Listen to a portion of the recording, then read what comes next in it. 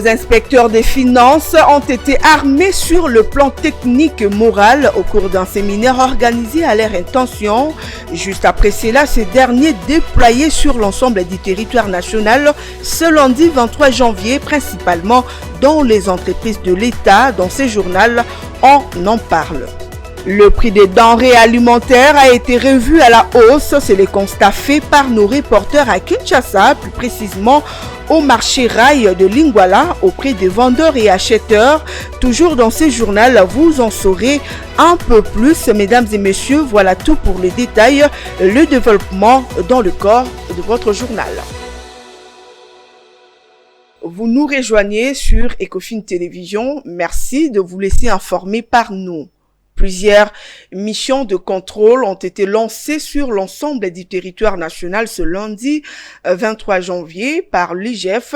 C'est après un séminaire de réarmement technique et moral des inspecteurs de finances que ces derniers sont de retour sur le terrain, principalement dans les entreprises de l'État, le 3 régies financières, le province et certaines entités territoriales décentralisées. Patrick Lumbala pour les commentaires. L'inspection générale des finances vient de lancer ce lundi 23 janvier 51 missions de contrôle sur l'ensemble du territoire national. Après un séminaire de réarmement technique et moral, les inspecteurs des finances sont de retour sur le terrain dans les entreprises de l'État, les 3 régies financières, à savoir la DGI, la DGRAD et la DGDA dans les provinces et certaines entités territoriales décentralisées, dans la chaîne de la dépense publique et la Banque centrale, essentiellement pour la patrouille financière et un appui à la mobilisation des recettes publiques. Vous avez la clé des réussites des missions que nous allons effectuer. Nous sommes restés pendant une semaine dans un séminaire de réarmement technique et moral. Nous avions harmonisé nos méthodes de travail, nous avons nos objectifs, tous les moyens seront mis à votre disposition pour que ces missions se déroulent dans les meilleures conditions possibles. Ces missions vont rester en place jusqu'à la fin de l'année 2023 pour l'implémentation de la bonne gouvernance et une bonne exécution du budget 2023, aussi bien en recettes qu'en dépenses. Restons toujours à l'IGF, cette fois-ci pour parler de cette importante délégation de l'Ordre national des experts comptables, ONEC, accompagnée de membres de l'Institut de réviseurs comptables, IREC, de la Belgique, venus solliciter un appui de l'Inspection générale de finances dans le cadre de réformes en cours au sein de l'ONEC. Le détail dans ces commentaires de Tony Antoine Dibendila. La délégation de l'Ordre national des experts comptables du Congo, ONEC, est venue entre autres solliciter l'accompagnement de l'Inspection générale des finances dans le cadre des réformes en cours à l'ONEC. C'est très important d'obtenir les inputs, les considérations de l'IGF pour que, effectivement, lorsque ces amendements vont être mis sous l'examen du Parlement, du Sénat, l'IGF aura déjà été suffisamment informé et sera là pour nous appuyer. Reçu par l'inspecteur général de finances, chef des services adjoints Victor Batubenga, les hôtes de l'inspection générale des finances ont obtenu les assurances de la direction de l'IGF qui a promis d'apporter son appui à cette institution. Ils ont aussi souhaité un appui de l'inspection générale des finances dans les amendements de la loi de 2015 portant création de l'Ordre national des experts comptables, parce qu'effectivement, il est mieux que l'Ordre national des experts comptables fasse partie de l'IFAC. Faut-il souligner que l'ONEC est dans un processus de sa reconnaissance internationale qui devra se faire par son intégration à l'IFAC, qui est la Fédération internationale des experts comptables. Lors du dernier conseil de ministres, le président de la République, Félix Tshisekedi, a appelé le premier ministre Sama Lukonde et son gouvernement à accélérer l'opérationnalisation du comité national de mise en œuvre de la zone de libre-échange continentale africaine, ZLECAf en sigle. La ZLECAf, de quoi s'agit-il et quel pourrait être son apport à l'économie de la République démocratique du Congo? Tentative de réponse dans ces commentaires suivants. Avec un secrétariat général établi à Accra, au Ghana, la ZLECAf, ou la zone des libre-échanges continentale africaine, est un projet des zones des libre-échanges adopté le 21 mai 2018 et entré en vigueur le 1er janvier 2021 suite à la crise sanitaire à l'échelle internationale qui avait paralysé plusieurs activités économiques à travers plusieurs pays. Ce projet fusionne au niveau continental la zone tripartite des libres-échanges qui implique le marché commun de l'Afrique orientale et australe, le COMESA, la communauté d'Afrique de l'Est et la communauté de développement d'Afrique australe. Son objectif à terme est d'approprier la zone des libres-échanges continentale à tous les pays africains membres de l'Union africaine et vise à réduire les tarifs douaniers à 90% des produits et la mise en place d'un marché libéralisé des services entre les pays de l'Union africaine. Cet accord collectionne plus ou moins 1,3 milliard de consommateurs en Afrique et un produit intérieur brut combiné de 3,4 billions de dollars américains afin de faire sortir l'Afrique de la misère. En ce qui concerne la République démocratique du Congo, c'est en mars 2018 que le pays avait signé l'accord permettant de créer un marché continental de 1,2 milliard de personnes pour un produit intérieur brut cumulé de 2500 milliards de dollars américains. Ce projet de loi portant la création de la zone de libre-échange continentale africaine avait été ratifié par 330 députés de la RDC et promulgué le 21 avril 2021 après une seconde lecture devant le Parlement par le président de la République, Félix-Antoine Tshisekedi. Un comité de suivi au niveau national avait été mis en place pour assurer la coordination stratégique et le suivi-évaluation de la mise en œuvre de la zone de libre-échange continentale africaine en RDC, l'élaboration d'un répertoire des 6000 produits à mettre sur le marché. En visioconférence, le président Félix Tshisekedi a intervenu lors du 83e Conseil de ministres tenu le week-end dernier. L'accélération de la mise en œuvre du programme de développement local de 145 territoires était l'un des points développés en insistant sur le fait que le peuple soit mis au cœur de cette action et surtout qu'il constate son ampleur en cours de cette année 2023. Il intervenait ainsi depuis la Belgique. Le détail dans ses commentaires. Le président de la République a rappelé sa détermination de voir le peuple constater, au cours de cette année 2023, une accélération de la mise en œuvre du programme de développement local des 145 territoires.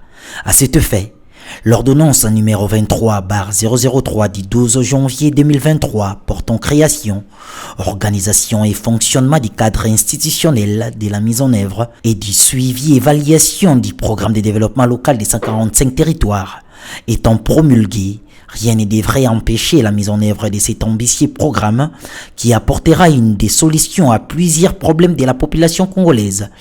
Insistant sur les caractères prioritaires de ces programmes qu'il a initiés, il a exhorté toutes les parties prenantes, les agences d'exécution d'une part et le gouvernement d'autre part, d'éviter les lourdeurs et autres procédures administratives qui impactent négativement sa mise en œuvre. Tout devrait être mis en place par les comités de pilotage pour l'atteinte des résultats attendus dans les meilleurs délais. Après les retraits du président de la République pour d'autres obligations d'État, le Premier ministre Jean-Michel Sama Lukonde a poursuivi les conseils en évoquant notamment la participation du président Tshisekedi au Forum économique mondial de Davos en Suisse. Ces rendez-vous financiers qui a permis à la République démocratique du Congo de marquer sa présence dans les cercles des décideurs mondiaux et de rappeler à l'opinion internationale la situation sécuritaire et humanitaire à l'est du pays, fragilisée par les mouvements terroristes, dont les M23 soutenus par les Rwandais. Rendons-nous cette fois-ci à Funa, où la ville de Kinshasa a prévu mettre de moyens conséquents le mercredi prochain pour procéder à la démolition de constructions anarchiques à Limete Funa, principalement le long de la rivière qui porte le même nom. Le résident de cet environ, dont certains assurent n'avoir aucune information sur le possible compensation, ont jusqu'au 24 janvier pour prendre des dispositions. Nos reporters se sont allés sur les lieux pour se rendre compte de la situation. La décision de la ville de démolir les constructions anarchiques dans cette partie de la ville, nous sommes à Limete Funa, fait suite à la catastrophe à laquelle a été victime le poste de la Société nationale de l'électricité lors de fortes précipitations pluvieuses que la capitale congolaise a connues fin décembre 2022. Aux côtés d'autres habitations du coin, ici, le riverain explique. Biso papa Kabila oyo abimaki na pouvoir ayaki atikeli biso 6 mètres tracteur yaki ekotaki banzete nyonso ezalaki na pembeni na biso wana bakoisi yango arubia bouger muntu te basala eloko moko te banda papa Kabila asali makambo wana biso to bouger te tozaka ndenga atiki biso 6 mètres na biso atikali biso yango mais ba mususu bakotiti na pembeni ya kalamu me biso tokotite biso totikali kaka na loi ya président ndenga atika biso ba mususu ba pusani na pembeni ya kalamu biso tozaka ndenga batika biso 6 mètres na biso. Parmi les causes des inondations observées figurent notamment de domaines privés d'un officier de l'armée qui obstrue à la coulée des eaux, accuse un résident du quartier. Botonga katikati ya mai normalement faut kolanda ba principe. Omoni soki totali malamu pont ndenge zawa. Pont il faut ezalaka ouvert. Faut ça ouvert. Botonga katikati ya d'autre part. Soki atonga kiboy. Nana apesa ki pasa. Zakaka leta yemoko. La question ya kosala nini? Revoir eloko ni bakoki kosala. Koza gouvernement za pona bato. Ayebi eloko nini akoki kosala le fisc tango ko déloger mutu wana. Akende pe na motema te akende ko akufi. Dans moins de 48 heures, les équipes de l'hôtel de ville de Kinshasa procéderont à la démolition de toutes les constructions anarchiques érigées sur le lit de cette rivière appelée Funa. Une opération qui vise, selon les autorités urbaines, le respect et la restauration des normes urbanistiques.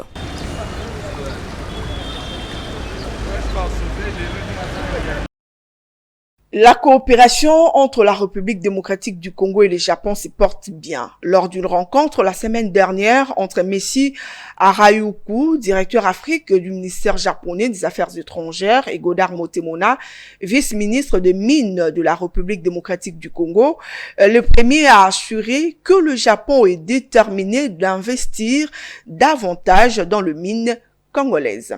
Suivez. La République démocratique du Congo et le Japon renforcent leur coopération en matière minière. C'est dans cette optique que le vice-ministre des Mines, Godard Motemona, a accordé une audience la semaine dernière à une délégation japonaise conduite par M. Masi Haruki, directeur Afrique du ministère japonais des Affaires étrangères. Les échanges ont apporté sur le suivi de la visite du ministre des Mines, Antoinette Samba Kalambai, en décembre 2022, pays soleil levant, laquelle visite a débouché à une déclaration conjointe. D'abord, je remercie infiniment à Excellence de m'avoir reçu aujourd'hui. L'objectif de ma visite aujourd'hui au sein du ministère des Mines, c'est précisément d'explorer la possibilité comment renforcer davantage la coopération entre le Japon et la RDC en matière de mines. Et c'est aussi une sorte de suivi de la visite de Madame la ministre des Mines qui a eu lieu en décembre de l'année dernière. Elle a rencontré notre ministre de l'économie, du commerce et de l'industrie et ils ont signé un communiqué conjoint. À en croire M. Masi Haruki, une feuille de route a été mise sur le pied pour aboutir à la matérialisation de ces travaux. Le travaux de construction d'un tronçon d'une grande importance économique à Kinshasa, devant relier Selembao et Ngalema, se poursuivent. Nos reporters Philo Chiloba et Sele Chamala étaient sur les lieux ce lundi et nous rapportent le détail dans ces reportages. Ce sera un tronçon d'importance économique. Dans le cadre de la modernisation des voiries urbaines secondaires, de la construction d'une toute nouvelle route devant aller de l'avenue des Libérations ex-24 novembre à la commune de Selembao, au niveau principalement de l'arrêt Landou jusqu'à l'arrêt Sakombi au quartier Joli Parc Ngaliema, en passant par le populaire quartier Kanluka, a été lancé. Les riverains et usagers de ces tronçons ne jurent que par la fin de ces travaux. Président Yaliboso ngana mona aya na mabele ya Kanluka ezande fati béton. Vraiment na félicité mingi na misala. Félix Tshisekedi est le premier président à poser ses pieds au quartier Kanluka. De ces faits, nous sommes très contents. Et surtout pour ces travaux car nous étions butés à un problème sérieux de transport. 19 heures, to comme une crise à transport. Mais le col na moni nzela e bandi Kanluka e bimi Selembao. Vraiment, on a félicité vraiment. La commune d'Ngalema et celle de Selembao saluant les prouesses accomplies par le chef de l'État. Nous avons toujours cherché un président œuvrant dans cet élan. La félicité, M. Félix Tshisekedi. C'est là depuis Sakombi. Cette route commence vers Sakombi, passant par Luili pour finir à 24. Sinon, les travaux vont bon train, sauf les difficultés causées par la pluie. Ces derniers remercient le président Tshisekedi et sa gouvernance pour ces projets, espérant des avancées des travaux rapides. Une nouvelle envolée de prix des denrées alimentaires a été constatée ce lundi par nos reporters Fulgence Milay et Ruben Manata au marché Rail de Lingwala. Les vendeurs et acheteurs rencontrés ne rapportent que cela. Pour eux, la cause est certainement la dépréciation actuelle du franc congolais face au dollar américain. Suivez. Ici, nous sommes au marché Rail, le long de l'avenue des Huileries, à quelques mètres du très connu camp de Fungula à Lingwala, où les vendeurs déplorent la flambée des prix de certaines denrées. Ils pointent les doigts la dépréciation du franc congolais face au dollar américain. À titre de comparaison, un sac de farine de manioc qui s'est négocié à 150 000 francs congolais coûte à ce jour plus ou moins 10 à 30 000 francs congolais. Les prix d'autres denrées alimentaires tels que le maïs, les poissons, les haricots connaissent également une hausse. Je souhaite que les autorités portent à cœur nos revendications. La hausse des prix est remarquable. Un sac de farine de manioc quitte de 150 000 francs à plus de 250 000 francs. Pourtant, c'est une farine produite ici. Les importateurs disent qu'il y a inflation du dollar.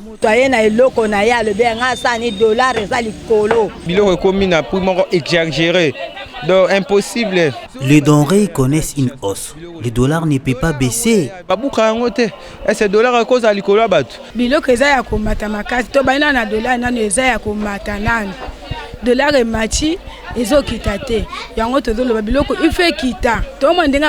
L'inflation du dollar cause une hausse des prix remarquables. Les légumes ou encore les fougères, les prix augmentent.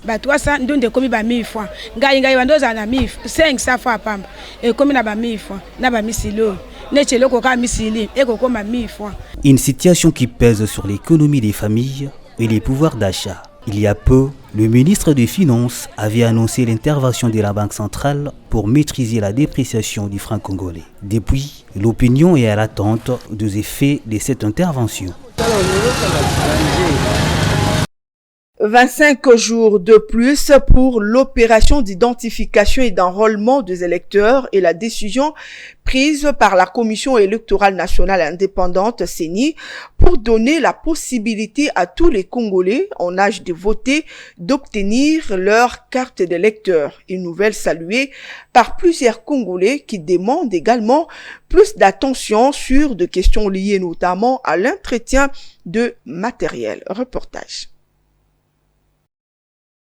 La Commission électorale nationale indépendante a décidé de prolonger de 25 jours l'opération d'identification et d'enrôlement des électeurs après que certaines voix importantes aient demandé une prolongation de l'enrôlement au regard du fait que certains centres ont connu des problèmes, notamment un début tardif de l'opération et des dysfonctionnements de machines pour ainsi permettre aux Congolais en droit de voter de se faire enrôler. Quelques Quinois se sont exprimés à propos. C'est normal avec ça, hein? Donc une fois, à eu moins idée à bien pour notre ça. Parce que jusque là, on se rend compte que nous sommes nombreux, donc tout ça roule même pas.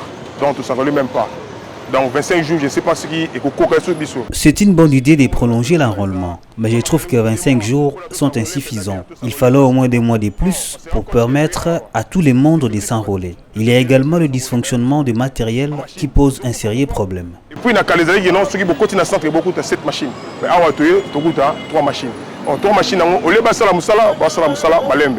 Mais tant que on a des machines koufi et ensuite on a aussi des machines koufi. Malgré 25 jours on va selon il fallait que ça 1 mois. Il fallait encore 1 mois de plus pour l'enrôlement des électeurs, puisque dans certains centres, nous trouvons qu'une seule machine alors que nous sommes nombreux. Nous demandons à la CENI d'envoyer les experts et ceux qui maîtrisent le fonctionnement de ces machines dans chaque centre.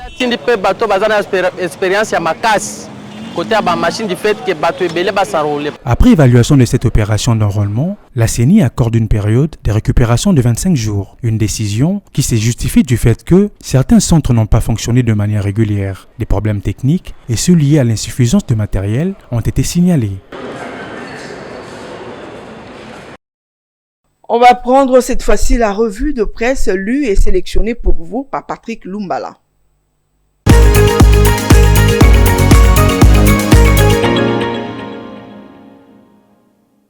Bienvenue à tous dans cette revue économique sur votre télévision, une revue que nous ouvrons avec le tri-hebdomadaire Econews qui titre à sa 5e page « Conjoncture économique, la Banque centrale du Congo prévoit un dispositif à 4 paliers pour éviter la surchauffe sur les marchés. Si une certaine accalmie s'observe autant sur le marché d'échange que sur celui des biens et services, la Banque centrale du Congo reste prudente et craint un retournement brusque de la situation, les chocs externes étant de plus en plus évidents. Pour plus de résilience, fait savoir le journal, la Banque centrale du Congo prévoit un dispositif à 4 paliers pour parer à toute éventualité. Invité vendredi en Conseil des ministres, la gouverneure de la BCC, Malangou Kabedi, a fait les points de la situation récente sur les marchés d'échange ainsi que des biens et services. À cet effet, fait savoir le journal, elle a informé le Conseil que la croissance économique est projetée à 6,3% en 2023 et elle sera tirée principalement par le dynamisme de l'industrie extractive.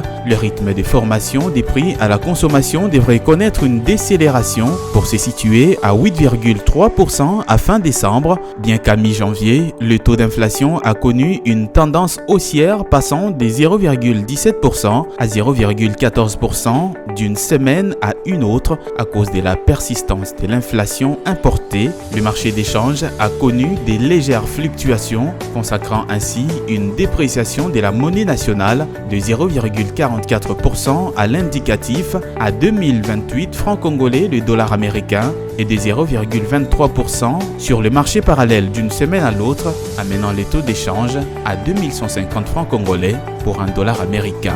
Malangou Kabedi, poursuit le journal, a rassuré les membres du gouvernement des mesures d'encadrement des recettes en vue de leur maximisation et des dépenses en vue de leur rationalisation qui sont en cours de mise en œuvre afin de réaliser avec succès, une fois de plus, les assignations budgétaires annuelles, conclut le journal.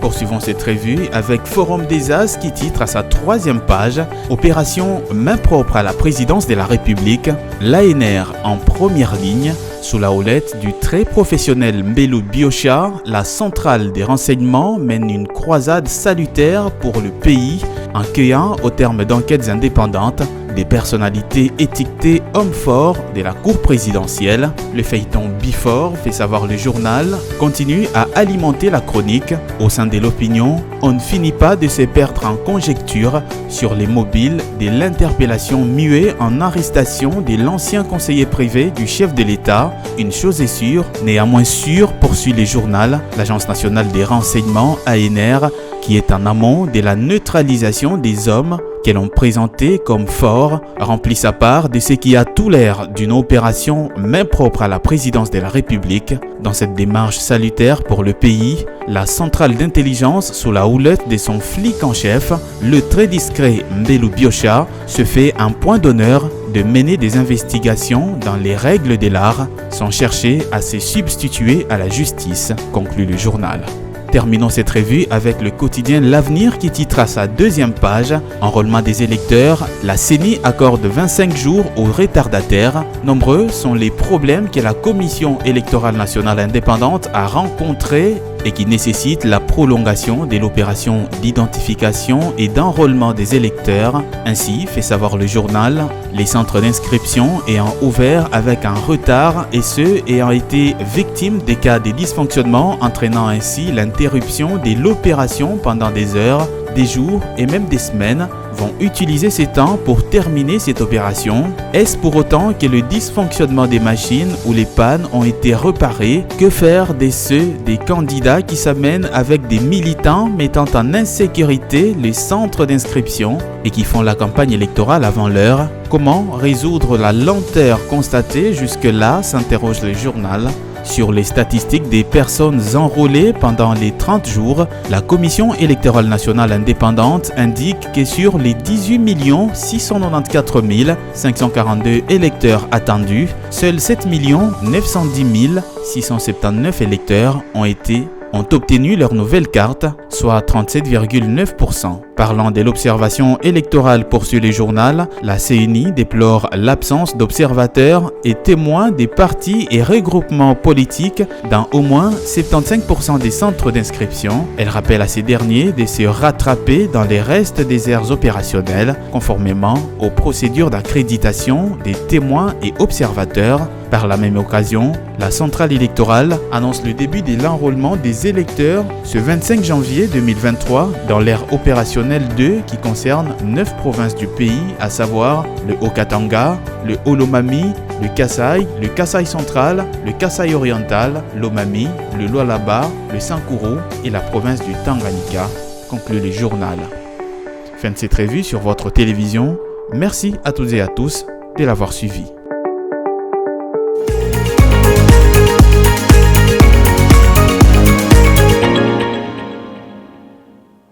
Avant de boucler complètement cette édition d'information, on va prendre le rappel de titres. Les inspecteurs de finances ont été armés sur le plan technique et moral au cours d'un séminaire organisé à leur intention. Juste après cela, ces derniers déployés sur l'ensemble du territoire national ce lundi 23 janvier, principalement dans les entreprises de l'État. Dans votre journal, vous avez suivi un élément complet quant à ce. Toujours dans le développement de votre journal, vous avez suivi le prix des denrées alimentaires qui a été revu à la hausse. C'est le constat fait par nos reporters à Kinshasa, plus précisément au marché Rail de Lingwala, auprès de vendeurs et acheteurs de ces coins. Voilà, c'est ce qui a constitué la vitrine de votre journal. Voilà, mesdames et messieurs, nous sommes arrivés à la fin de ce journal et merci à vous de nous avoir suivis.